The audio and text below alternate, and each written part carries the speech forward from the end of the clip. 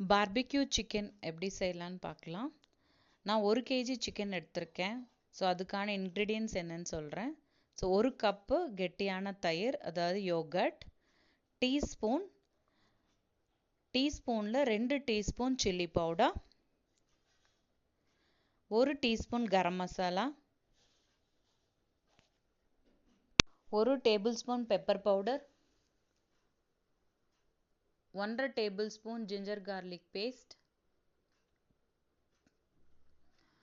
உப்பு தேவையான அளவு. நான் 1 லெமன் பிழிஞ்சிருக்கேன். ஸோ 1 kg சிக்கன்னால்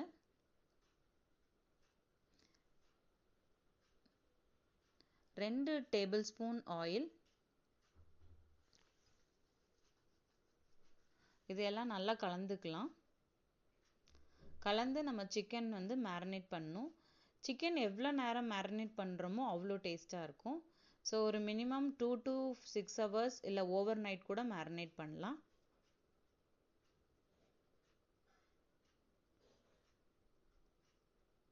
இப்போ எல்லாம் கலந்து இது ஃப்ரிட்ஜில் வச்சிடலாம்.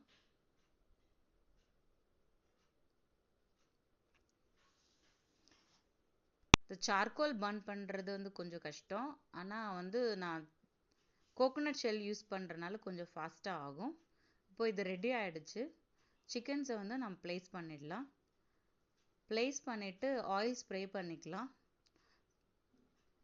ஆಮೇಲೆ திருப்பி போட்ட பிறகு நம்ம பட்டர் அப்ளை பண்ணிக்கலாம். இது ஆகிறதுக்கு ஒரு 10 minutes ஆகும். அதுக்குள்ளே இதுக்கான ஒரு க்ரீன் சட்னி பண்ணிட்டு வந்துடலாம்.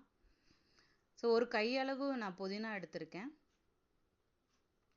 ஒரு கையளவு கொத்தமல்லி தழை, 2 பச்சை மிளகா, 2 பூண்டு, கொஞ்சமாக இஞ்சி.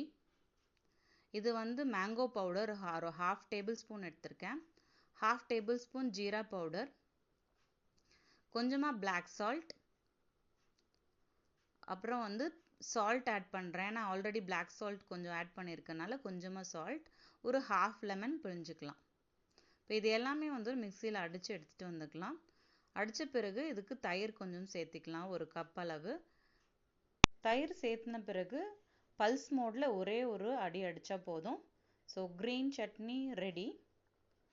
ஸோ பார்பிக்யூ சிக்கனும் ரெடி ஆயிடுச்சு. So barbecue chicken with green chutney. Enjoy. Taste சூப்பராக இருக்கும். தேங்க்யூ.